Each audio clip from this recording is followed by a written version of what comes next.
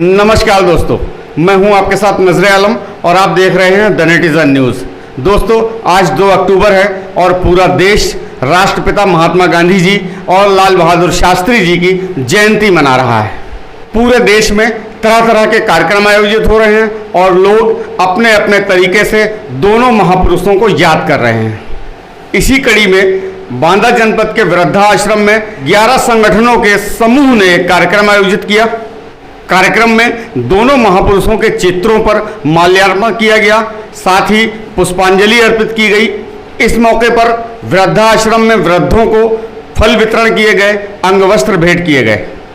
तमाम वक्ताओं के द्वारा दोनों ही महापुरुषों की जीवनी पर प्रकाश डाला गया। क्या नाम है आपका? संजय निगम अकेला। अकेला जी, आज वृद्धाश्रम में किस तरह का आयोजन था, क्या कार्यक्रम हुआ? आज हमारे देश के राष्ट्रपिता महात्मा गांधी जी और इस देश का गौरव लाल बहादुर शास्त्री जी का जन्मदिन है और कल अंतर्राष्ट्रीय वृद्ध दिवस भी था।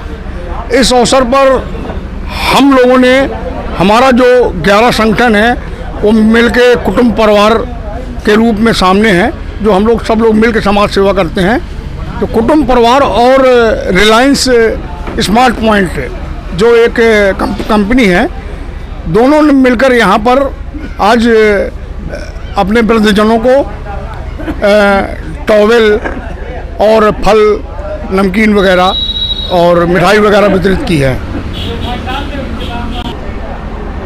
इस अवसर पर हमारे कुटुंब परिवार के वक्ताओं ने महात्मा गांधी जी और लाल बहादुर शास्त्री जी के जीवन पर प्रकाश डालते हुए उनकी अनेक कहानियों से, प्रेरणा स्रोत कहानियों से लोगों को रूबरू कराया। साथ ही जो हमारे वृद्धाश्रम के वृद्धजन हैं, जो कुछ आज़ादी के पहले जिन्होंने आज़ादी का संघर्ष भी देखा या किस वजह से वो इस वृद्धाश्रम में हैं, वो अपनी पीड़ा और देश की आज़ादी के पहले की पीड़ा बयान की। और ये कार्यक्रम बहुत हंसी खुशी के माहौल में हमेशा हमारा कुटुंब परिवार हमेशा जो है किसी न किसी संगठन के माध्यम से यहाँ पर किसी का जन्मतिथि हो, पुण्यतिथि हो, किसी साथी की या शहर में किसी की भी, तो हम लोग यहाँ हमेशा भोजन या फल वितरित या कपड़े वितरित करते रहते हैं। हमारे इस कुटुंब परिवार में 11 संगठन जो हैं, बागवान चैरिटेबल ट्रस्ट,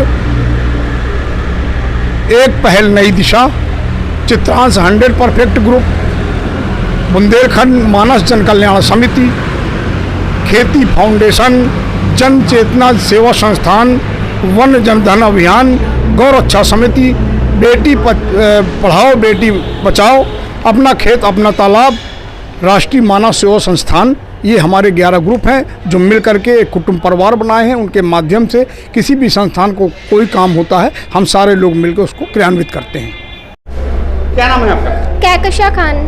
कहकशा जी, आज 2 अक्टूबर के मौके पर वृद्धाश्रम में कार्यक्रम हुआ है। इसमें बड़ी संख्या में महिलाएं भी शामिल हुई हैं, लड़कियां भी शामिल हुई हैं, आप लोग आई हुई हैं। आमतौर पर आज देखा जाता है कि हमारा यूथ जो है, नौजवान पीढ़ी, वो इंटरनेट को उलझी हुई है, इस तरह के आयोजनों में नहीं आ रही है। क्या मैसेज देना चाहेंगे अपने यूथ के लिए, नौजवानों के लिए? बिल्कुल, पहले तो मैं ये कहना चाहूँगी सर, हमारे जो पूर्वज हैं, हमें उन्हें कहीं ना कहीं भूलना नहीं चाहिए, उन्हें हमें अपने संस्कारों में लाना चाहिए। आजकल के बच्चे हैं या बड़े हैं, अपने इंटरनेट में ही उलझे हुए हैं। सबसे पहले उन्हें ज्वाइंट फैमिली में अपनी फैमिली के साथ टाइम बिताना चाहिए।